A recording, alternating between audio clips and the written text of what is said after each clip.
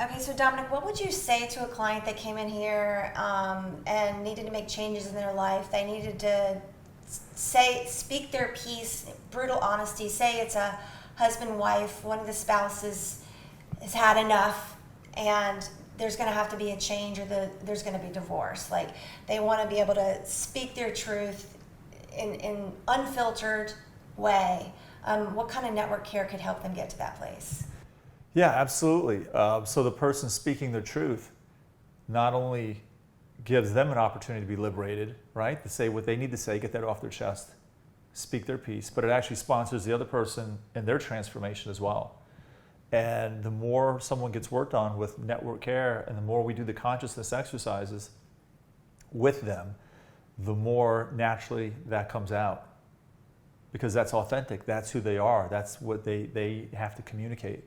And I would say that as far as someone's value to humanity, the more comfortable you are having the uncomfortable conversation, not only does that serve you, but it serves everyone involved.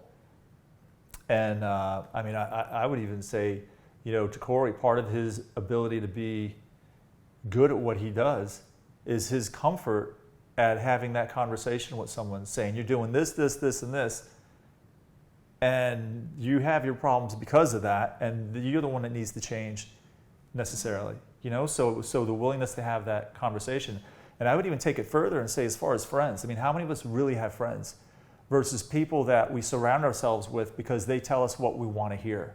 And if you have someone who you spend time with that just tells you what you want to hear, oh, you're so nice, you're this, you're that, as compared to saying, look, you're in an abusive relationship because you put up with that BS, and you need to grow a spine and stand up for yourself and knock that crap out. Like the person who's willing to call you out, in my opinion, has far more value in friendship than the person who's going to blow smoke and tell you what you want to hear. I 100% agree with that. I always told my kids, you're going to get the truth from me whether you like it or not always, but you'll always know where to go for truth. And there's so much more value in that. And ironically, they trust you so much more because they know that you're going to be real with them. Right. Now, I'm not saying like harassing people or calling people out 24/7, because that's not it either.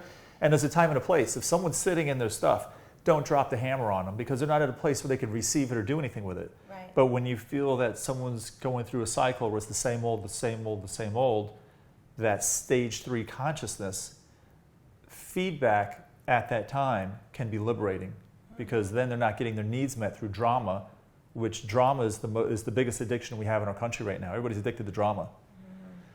But instead, calling them out with love, right? And having that uncomfortable conversation is so much more value to people. So it's a confidence of speaking your piece and saying it exactly how you want to say it without being fearful.